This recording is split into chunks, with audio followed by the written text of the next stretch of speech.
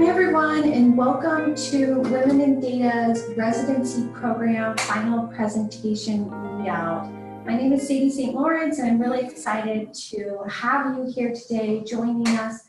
We have some great presentations and really just some fantastic work that's been done by our residents. And I think you're really going to get a lot out of the analysis that they did, but also just be inspired by these ladies and the work that they put into this. So just to give you a little bit of background, this program was sponsored by Women in Data. So we are an international organization. We're in 11 different countries. We have 30 different chapters. And our mission really is to increase diversity in data careers. So we do this through awareness, education, and advancement. And we're specifically looking at increasing diversity in careers such as analytics, data science, machine learning, and artificial intelligence. As most of us know, this year has been the year of data. I don't think I've ever seen more arguing in the news about who has the right numbers and who has the wrong numbers. And what it's really drawn awareness to is just how much of a focus we need to have on data and how much we need to democratize data and make sure it's accessible and available to all to understand. So we're really excited to launch this residency program so that we can help to transition more women into data science and related careers, as today there are only 16% of those in the industry are female. And so through this program, thanks to a grant from the City of Sacramento, we were able to provide an 8-week curriculum that takes you through the whole life cycle of an analytics and data science problem. And so we have 7 graduating residents tonight who are going to present their findings from this project.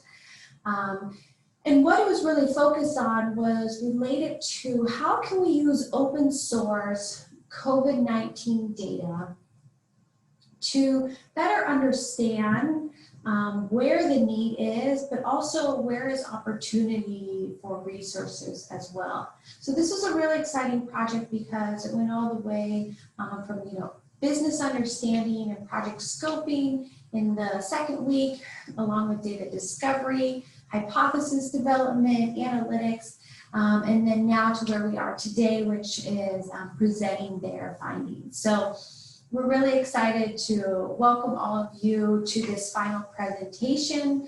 And I know that you're going to get a lot out of this and really be inspired by the residents. So if you do have any questions regarding the analysis, we would love questions. And so feel free to add the questions in the chat.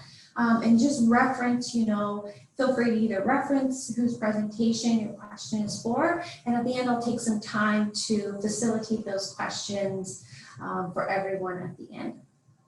So without further ado, I will actually hand it over to Aiko, and she will be our first presenter. Hi everybody, can you hear me coming through, Clara? Yes. Yeah. Good. Thank you so much for taking the time to listen to our presentations tonight. My name is Aiko Wawerka. A little bit about my background. I have currently I do data analysis in healthcare, but I've worked in other fields as well, doing data wrangling and analysis with a particular interest in spatial problems, which you'll see play out in my talk tonight. So when I was thinking about what to do for my project, one thing that really stuck with me thinking about COVID is how in the beginning there was a lot of sentiment that we're all in this together, but within weeks, if not days, it became apparent pretty quickly that both who was going to catch the disease as well as who was going to be most financially impacted by the shelter-in-place restrictions was unequally distributed within our community. So my question was, get this to go. Are there significant spatial patterns in what areas are likely to be experiencing COVID-related job loss in Sacramento? And the kernel of how I got into this originally was this report I found on the city auditor's website done by the FM3 research group. So they surveyed 433 residents in the city in early June, and one of the questions they asked was, have you lost your job or had your hours reduced as a result of COVID-19? And they found a whopping 31% of respondents had been affected. And they broke down the responses by different sub-demographic groups. So by gender, household income, race, ethnicity, and age as well. And just looking at those, eyeballing them, it became, pretty apparent that there are some differences in who's going to be most hard hit by job loss. So once I had that interesting data source to build off of, I thought, well, how can I tie this to different neighborhoods and areas on the ground? And so I pulled in the census data, got the 2018 American Community Survey, which provides spatially explicit boundaries of census block groups, and conveniently provides information about what proportion of residents fall into those different demographic subgroups. So I had these two data sets I could kind of marry together. If I knew that, let's say 42% of folks in households making less than 30,000 reported job loss or hours reduced. And I know that for this particular point in the city of Sacramento, about 45% of residents living there are in that same demographic subgroup. I can multiply these together and add them up to get an overall estimate. So once I had that data, I ran it through a local Moran's eye statistical test. This is designed to measure whether there's significant clusters, so spatial autocorrelation. Effectively, it looks at a census block group and the surrounding block groups that are adjacent to it and says, is this region different than the rest of the city? And so here are my results. Areas in red are areas where there was a statistically significant spatial cluster of higher job loss. Areas in the light blue are areas where there was a statistically significant cluster of lower job loss. And then white is where there was no spatial patterning. So if we look at sex, you can see that for the most part, that map is pretty white. There's not a lot of patterning, which intuitively makes sense. Neighborhoods for the most part are not generally very sex segregated. That one red blob that you see over there, I do think is maybe being driven by the location of the county jail, which skews male. If we look at these results by income, we can see some neighborhoods pop out in blue there that are where my two data sets combined modeled suggest there would be less job loss. And those sort of correspond with what I know intuitively about what neighborhoods I think was more affluent. North Natomas, East Sacramento, Land Park. Areas in red are Del Paso Heights, Oak Park are areas where these data sets suggest there may be more job loss. If you look at age, I think this is an interesting one. So one of the findings from the FM3 research group survey was that folks under the age of 30 were really the hardest hit when looking at age demographics. And so we see that reflected here. I think that Midtown, downtown are regions of the city where there's younger, population skews younger. The cluster there on the right, I think, is being driven by Sacramento State students. Looking at race ethnicity, we see in the FM3 research group survey, they found that Latinx respondents had the highest rates of reported job loss or hours reduced. And so this is largely reflecting the census data patterning of where Latinx residents are in the city. So some conclusions. I did find that there was significant spatial patterning in where one would estimate there to be job loss using census data plus the FM3 research results, which suggests that some neighborhoods are going to be better able to financially weather this COVID-19 restriction than others. And then another insight would be that the clusters vary depending on what demographic factors are being considered. My takeaways.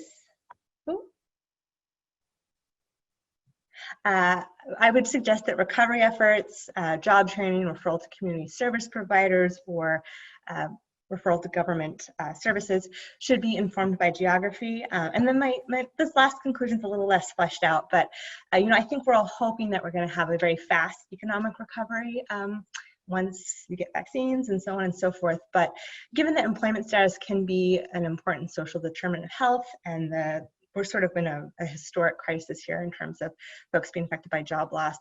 Thinking about these trends more long-term with a spatial eye, I thought could be of interest for public health. So with that, I'm going to turn it over back to Sadie. But thank you so much for your time. And if you have any questions, I would love to answer them at the end. Great, thanks, Aiko. Yeah, again, if you have questions, please feel free to put them in the chat. We'll make sure that we get to them at the end of this call. Next up, I'm going to turn it over to Archana. I will just say it's been really, really interesting. Each of these women have, the problem was to look at COVID-19 data that was easily available. And they all came up with their own hypothesis, and it all tackled the problem in a little bit different way. And I was just so amazed by just how many ways there is to look at one problem. So without further ado, I'll hand it over to you, Archana, and you can kick us off. Okay, thank you, Sadie, and good evening, everyone. My name is Archana Subramanian, and I would like to call myself as a data decipherer because I'd like to transfer data into actionable insights for business. So before transitioning into data science, I graduated in material science and have worked in semiconductor manufacturing industries as a processing engineer in product marketing and pricing. And prior to that, I have also worked in software industry as a programmer. Okay, so now today, COVID-19, if I can, yes. COVID-19. So this pandemic for sure has significantly impacted our globe and our lives in many ways, from our economy to our education to our environment to you basically name it.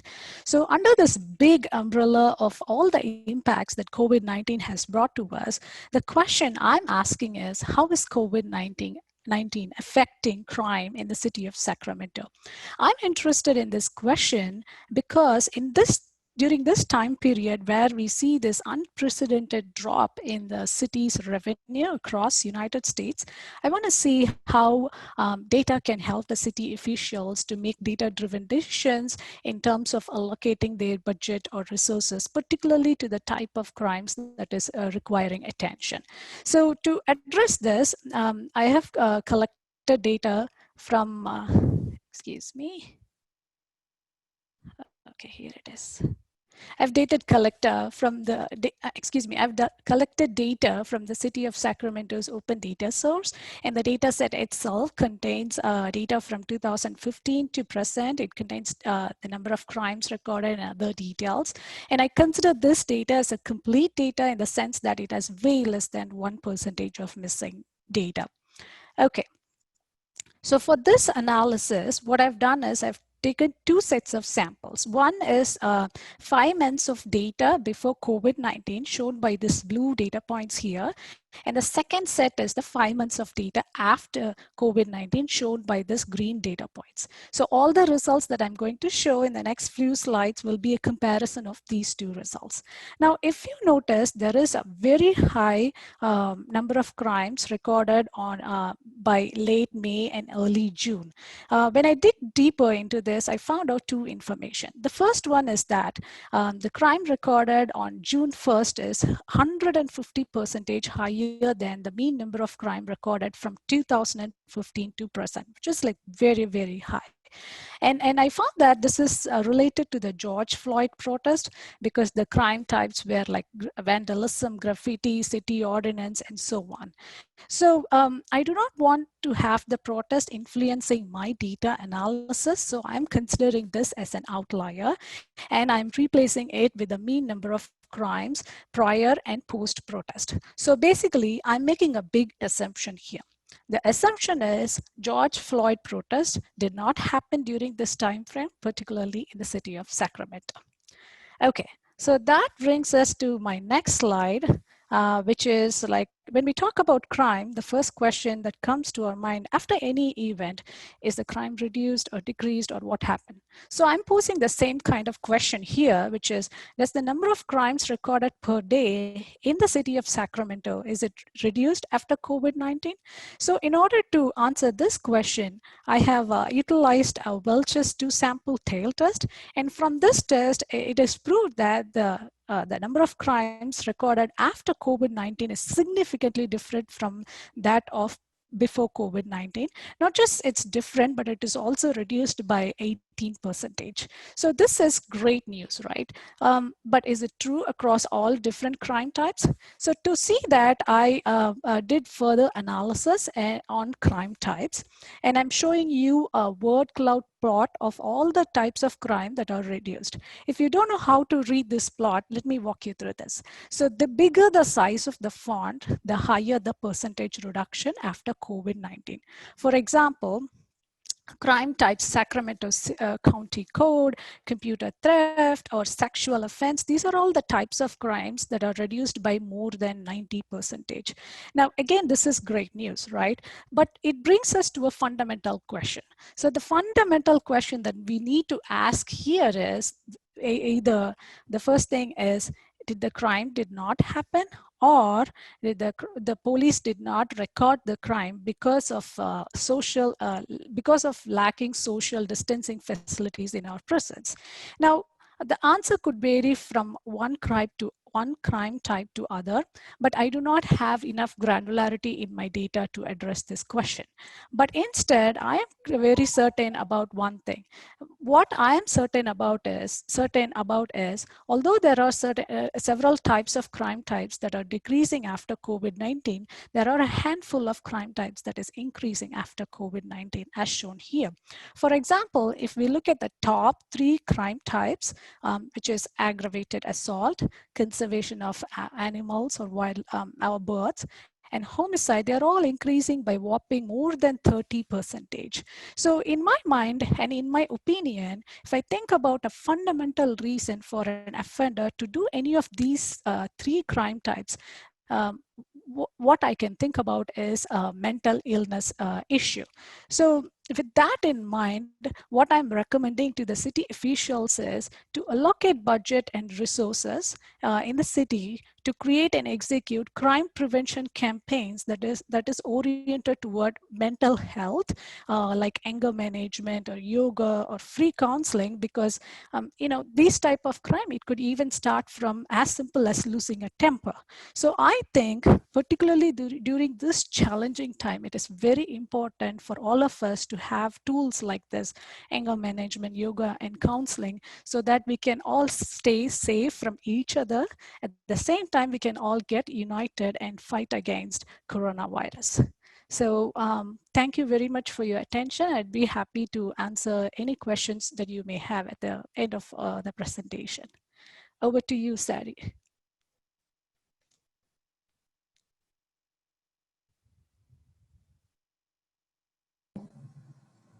Thanks, Archana. I really love some of those questions and insights. So without further ado, I will hand it over to Cam. Hi everyone. Thank you for joining us tonight for our presentation. I'm really excited to be here tonight. I left my video on. So I am very fascinated with how data tells stories, how it shows trends, and how it people can make future predictions with data. I work very well with other people, and I like to gather information to achieve business goals and objectives.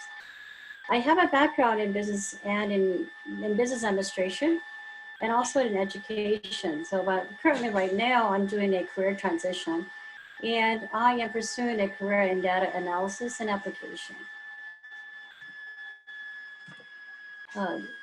Sadie, I don't have control over the, okay, there it is. Right.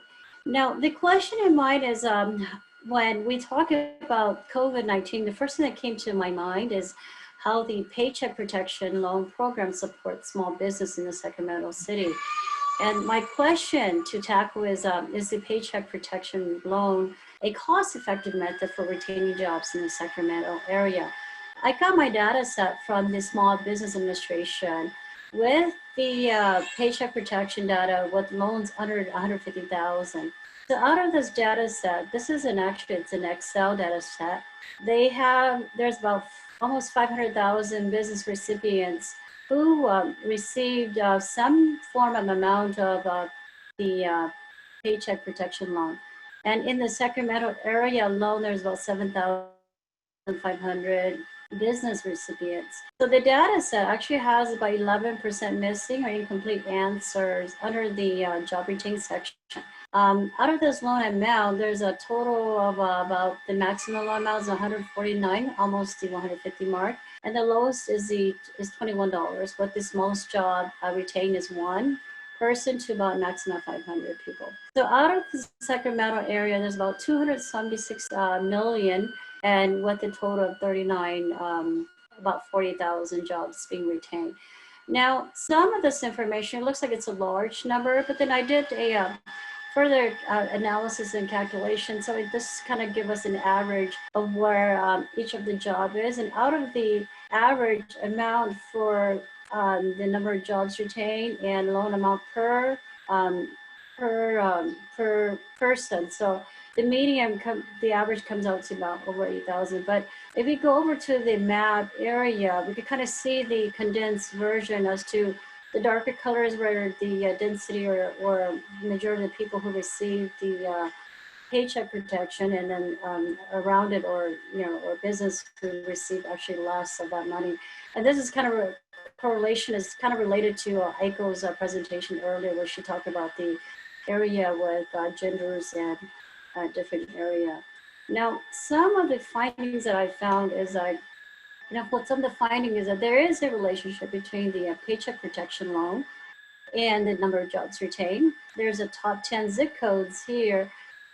This is listed at 95825 to about 95831. I'm not going to read all of these zip codes, but there's these top 10 zip codes actually receive the most the most paycheck protection loans in these areas, with a cost average about 8,400 for jobs retained. Now, this is supposed to be for like a 3-month period, but with an average out about 2,800 per month per employee. So just kind of averaging, looking at the number itself, I can conclude that the paycheck protection is cost effective in retaining some small business jobs.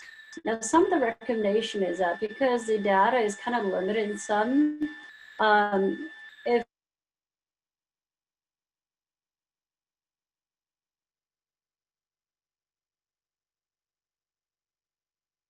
there was a more complete data, when we see more fundings or less fundings in one areas or another, and also kind of find out how much fund is actually allocated for business retention and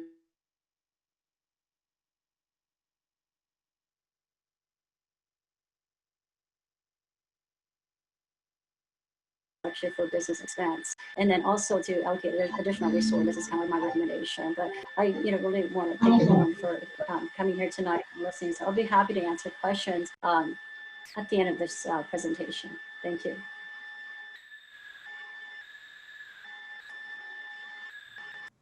Fantastic, thanks, Kim. All right, Erica, I'll go ahead and turn it over to you. Okay. Okay, great. Okay, well, thank you all for being here and engaging with us, and thank you for this opportunity to present these findings. A little bit about me. My name's Erica. I work for the Johnson Lab at Cornell as a research lead and analyst, and we primarily look at veterinary neuroimaging research there. So essentially analyzing MRIs for cats, dogs, and horses. So if you want to know a little bit more about me and want to reach out, my LinkedIn's at the bottom there. 1, 2, 5, sneak peek. So in terms of COVID, I was interested to see if I could use these brain network analysis techniques to apply this to the transmission of the virus. So I essentially wanted to look at this graph theory metrics to identify transmission potentials of counties local to Sacramento. And to do this, I looked at the COVID-19 cases data set from SIA.gov, which was excellent for the most part, updated daily, so it was really up to date. The only issue with that was Solano County had some inconsistencies. So it had some negative case reportings, and there wasn't a lot of information as to why this was. So Solano was excluded from this analysis, but the rest of the counties were included. Okay, and so to start off, I pre-processed the data, and I looked at the increase of positive cases per population per county. So I wanted to compare this across counties. Then I separated them by month, and I did a correlation. So I created some correlation matrices to see how the counties related to each other. As you can see here, the lighter the color, the more correlated they are. So the more related they are. And from these correlations, I built some graphs or networks. So as you can see down here, these dots or nodes are related to the counties, and then the lines or edges between them essentially show if there's a relationship between them over this period of time. So overall, I wanted to see about the shortest paths across time. So in essence, this is really important to the transmission of just about anything across the network, but particularly for this problem, for the virus. So I looked at graph theory metrics that essentially measured how many efficient lines are crossing these networks. And what I found is that Sacramento County and Contra Costa County were both very important to the efficient transmission across the network. So essentially, Sacramento and Contra Costa can be considered connectivity hubs. But why is this? I first looked at positive cases and essentially looked at prevalence per 100,000, and they didn't stand out in particular compared to the rest of the counties. Again, I looked at average testing. Maybe our two counties are just doing more testing than other counties. It didn't seem to be that way, at least with the average testing. The testing data was a little bit inconsistent as different counties are lagging at different periods. So I thought the 7-day average was a good insight into approximately how many tests they're doing. So again, didn't really stand out in this regard either. Contra Costa again was doing a lot of averaging, but population density was where these counties really outshone the rest of them. So they're a lot more dense. The population of these counties are significantly more as well. And this is consistent with other findings, that population density is really important to transmission potential. We've seen this in China, and we've seen this across the world in different cities. Just population density in particular is quite important. So building upon these findings, we kind of showed a proof of concept that you can apply these graph theories. But essentially, we could look at other network features. So are there modules in our network? Are some counties grouping together and spiking at the same time, and why? Or we could look at directionality. Are their transmission rates essentially directed from one city to another, or from one county to another? And we can measure that with graph theory as well. We could also look at this population density and transmission potential on a zip code level. And I won't spoil it because there's an excellent presentation after mine that's going into this in a little bit more detail. And also you could apply this to more practical applications. For example, this drive-through testing sites. Sacramento has 3, same with San Joaquin, but Contra Costa only has 1. Could it be beneficial to put another drive-through testing site in Contra Costa, considering they have higher transmission potential than, say, San Joaquin? So that's my ideas for moving forward, and thank you for your attention, and I'm happy to answer questions at the end.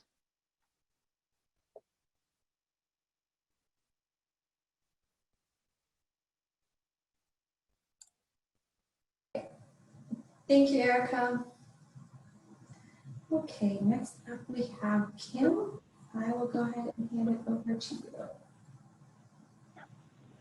Sounds good. Hi, my name is Kim Mann. I'm a data science professional with a master's degree in public health and a master's degree in social work. In my current role as a senior business information analyst, I work with clinical leadership and behavioral health to track trends and use analytics to improve clinical outcomes for members. Providing analytical support in clinical decision-making is a big interest of mine, especially when it comes to behavioral health. And so for my interest, I was interested in the relationship between population density, COVID-19, and the city of Sacramento. So densely populated areas lead to more interaction among residents, which can make them potential hotspots for the rapid spread of contagious infections and pandemics. So in observing COVID-19 transmission rates, population has been a significant predictor of infection rates, especially in larger metropolitan areas where there's been higher infection and higher mortality rates. So my question then was, does this apply particularly to the City of Sacramento? So for my analysis, I created a data set from public data sources where I included infection rates from the City of Sacramento by zip code, as well as population density. So I correlated my variables. I found a strong positive correlation between population and case count. So as population went up, so did case count. I also found a positive correlation between population density and case count, which is important. And I also found a interesting correlation between persons per household and cases. So I found that persons per household had a similar distribution in case count. So houses where there were 3 or more people living there tended to have a higher case count, and there tended to be certain zip codes that had more than 3 people living in them predominantly. So that was a significant insight that I had when analyzing my data. And in terms of recommendations, I find that it's particularly helpful to look at demographic information with census data paired with population density characteristics. And this could be a useful tool for hotspot tracking because it can be done easily and efficiently. So COVID-19 data tracking could include population density metrics. So that would be helpful in not only planning and preparedness for COVID-19, but as well as planning and preparedness for future pandemics. And I'll be happy to answer any questions at the end of this presentation. Thank you.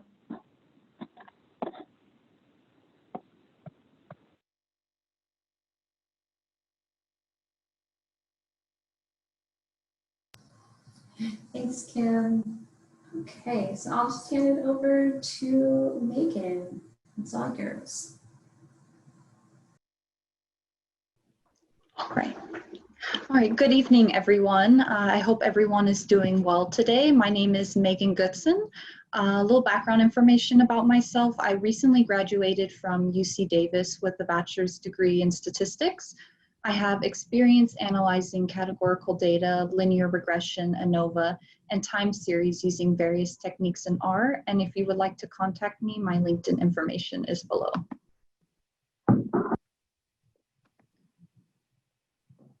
So the main problem that we are focusing on is how COVID-19 is affecting the greater Sacramento area.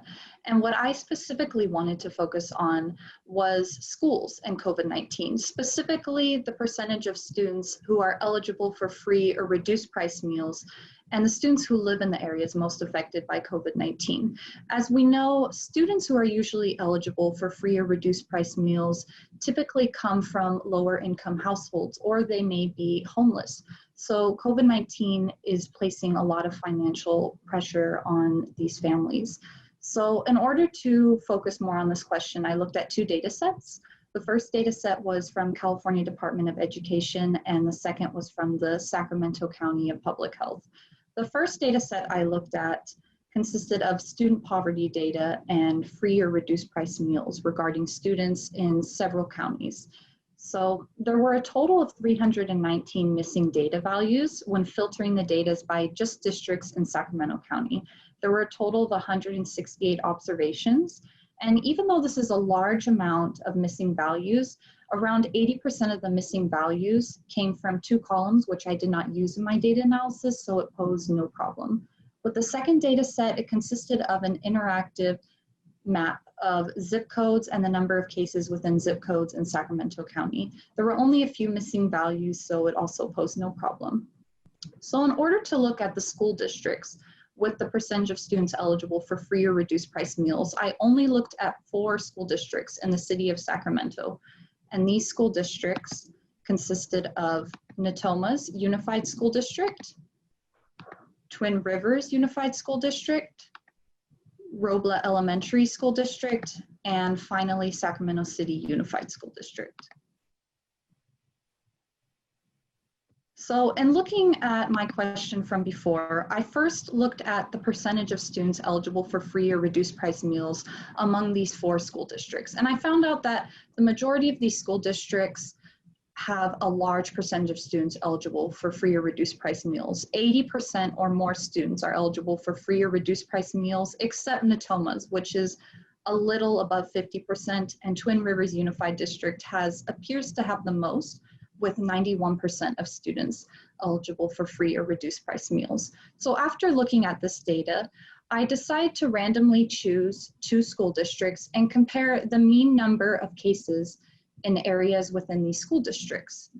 So the 2 districts I randomly chose included Sacramento City Unified and Natomas Unified. And I wanted to find out if there was a significant difference in the number of cases within these 2 areas.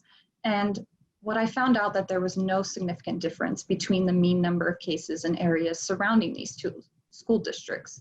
And one of the reasons I may think this is because of the zip codes in these areas. So the red circle right here indicates the zip codes that I found for Natomas Unified School District. And the purple circles indicate Sacramento City Unified School District.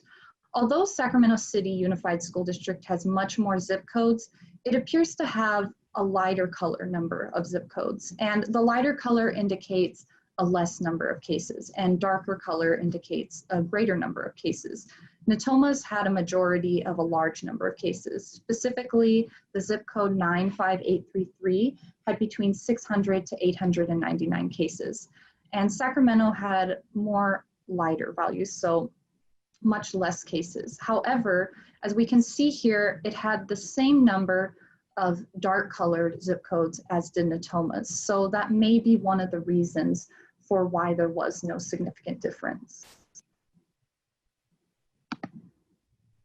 So although there was no significant difference, which I found, I would recommend conducting further analysis on which zip codes have higher proportions of students who are applied or qualified for free or reduced price meals and the school districts that reside in this area.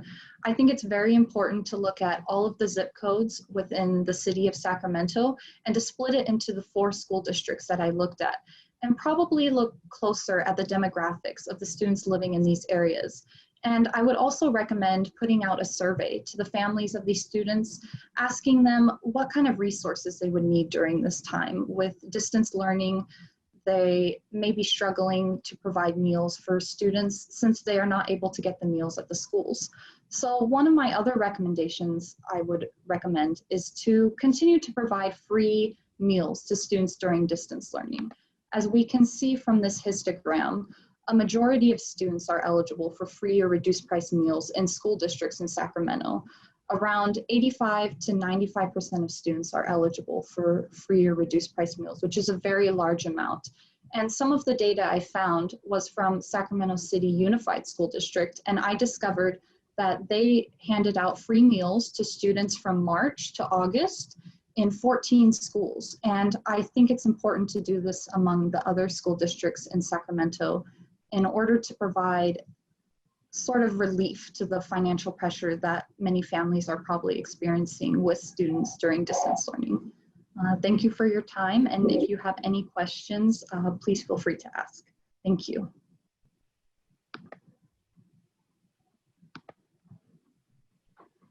Thank you, Megan.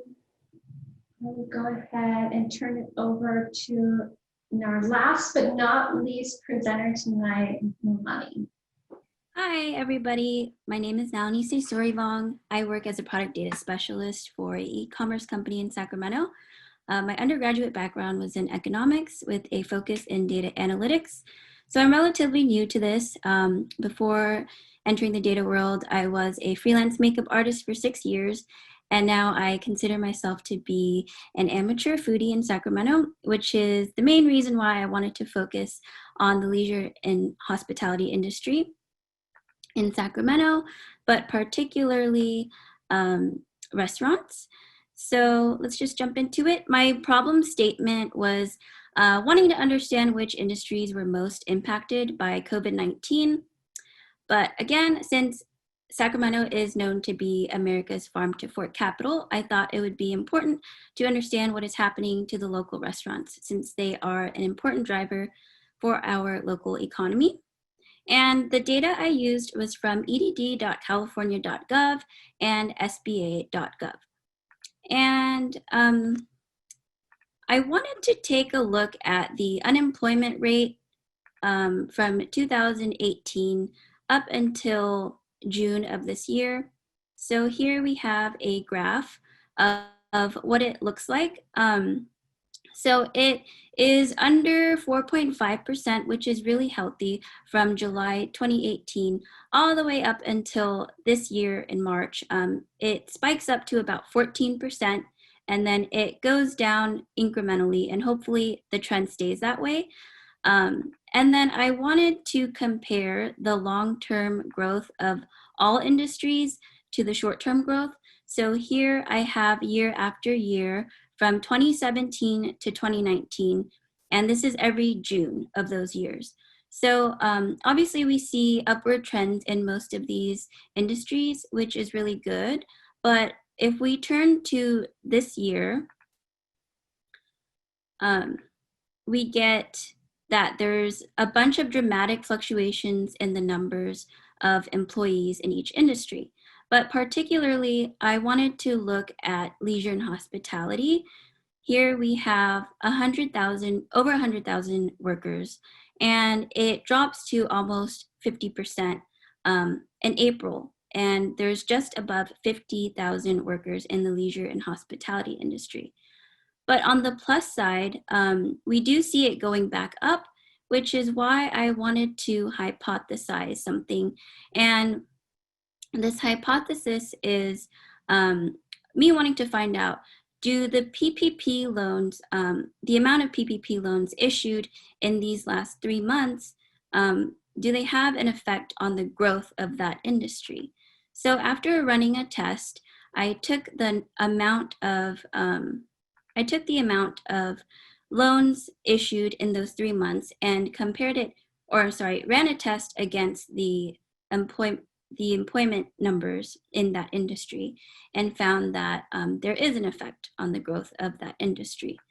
So closely looking at the graph from SBA.gov, I have 585 observations of different restaurants in Sacramento, and these include full service restaurants, limited service restaurants, bars, caterers, and mobile food trucks. So each dot represents a unique loan that was dispersed. And on the x-axis, we have the loan amount, and it goes up to 150,000. And on the y-axis, we have the jobs reported. So in general, there's a linear trend between the two variables, but I purposely left the outliers in this graph to show that just because a business took out a large loan amount, it didn't mean that they necessarily wanted to allocate those funds to payroll costs. So this graph can tell us two different things, especially in this cluster right here. I wanted to explain that a little bit. So this cluster can mean that either there's a lot of small businesses who are requesting an appropriate loan amount, or there's a lot of bigger businesses requesting smaller loan amounts. We don't know which one is which, and the information that we were missing from that data was how big the facility actually is. So my recommendation based off of the data I found from this is for lenders to include an additional section in the loan application so they have a better idea of how the borrower, aka the restaurants, plan to repay their loans. And this can reduce a lot of risk, especially for default in this unstable economy. And also, another recommendation I would make to borrowers is to reevaluate their business needs before actually applying for a loan. So the loan application deadline for a PPP loan specifically has already passed, but for future lenders, I would recommend that they add an additional section again in the loan application, because it's not as strict as it should be, which is very flawed, I think. And just for the business themselves to have an outline of their monthly net profits would be a good idea, because they can kind of take a second look of do they actually need these funds to help their business grow. So the bigger picture is to maximize efficiency and take out what is necessary. So that's all I have for today. Thank you for watching. If you have any questions, please reach out to us at the end of this presentation. Thank you.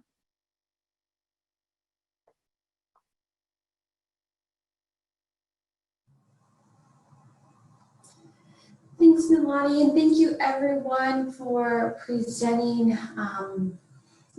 You know, I was so honored to actually be able to lead this group, and I can truly say that I was inspired by everyone and their work that was done here.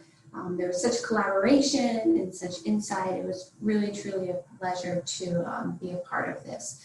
So I think we can all just, if you can find the little clapping button on the Zoom, I know it's hard in a virtual world, but I think we can all definitely give these ladies a round of applause for the work that they've done and the insights that they've provided. And it's really just been amazing to see what can be done with just open source data that is available and how much good can happen when we start to democratize data.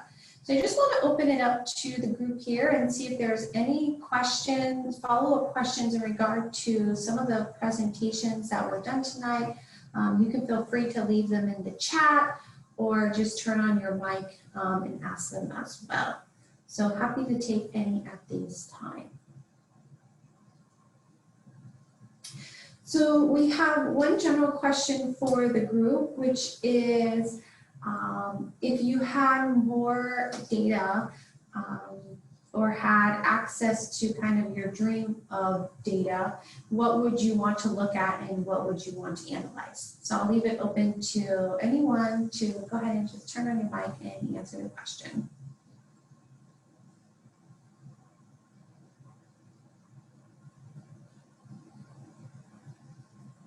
I guess I'll go first if that's okay.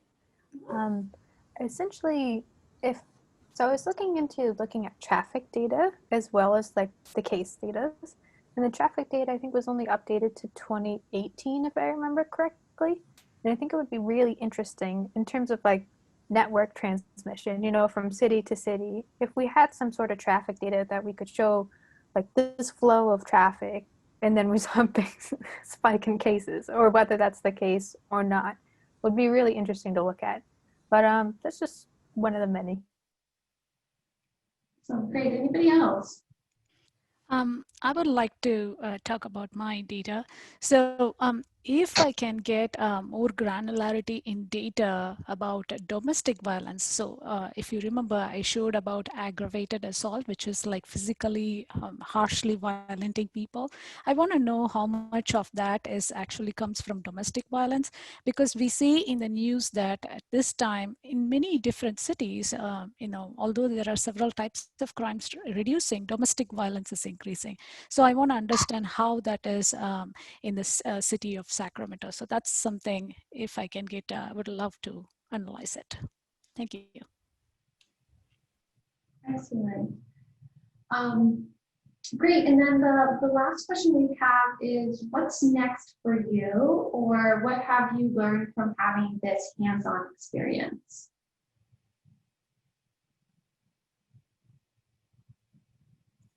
I'll chime in there. I think thinking about problems with a little bit more of a business mindset was really the key thing I got out of this. You know, I think that in a lot of data-centered stuff, we get stuck in the algorithms, we get stuck in the languages we're using, we get stuck in the statistics, but really thinking more about what is the narrative I'm telling and how can it be used to make an actual decision, rather than putting all the effort into the tech.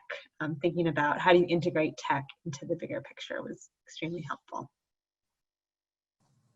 Excellent. Anybody else?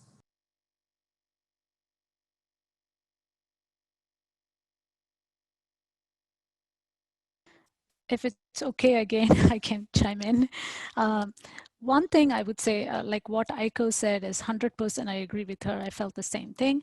And additionally, I felt doing this project end to end, it's like basically end to end, I felt more responsible because the data, it just reveals the truth. You cannot say anything about it, but as a person who's analyzing the data and articulating what is happening inside the data in the right way is very, very important. I think this workshop, the residency program, has definitely taught me that I have the responsibility to do it with 100% confidence and truth. And I have to say thank you to Sadie. She was helping us in every moment to shape us to get to this final point.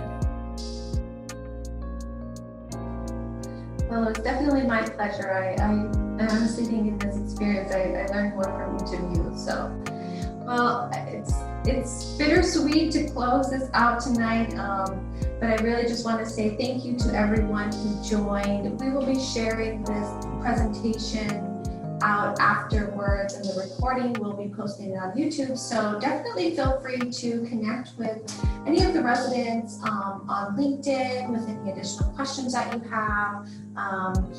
And we just want to say thank you so much to the City of Sacramento and for this opportunity and to provide this service. So I hope all of you have a good night, and we look forward to staying connected with you as we can. Thanks, everyone.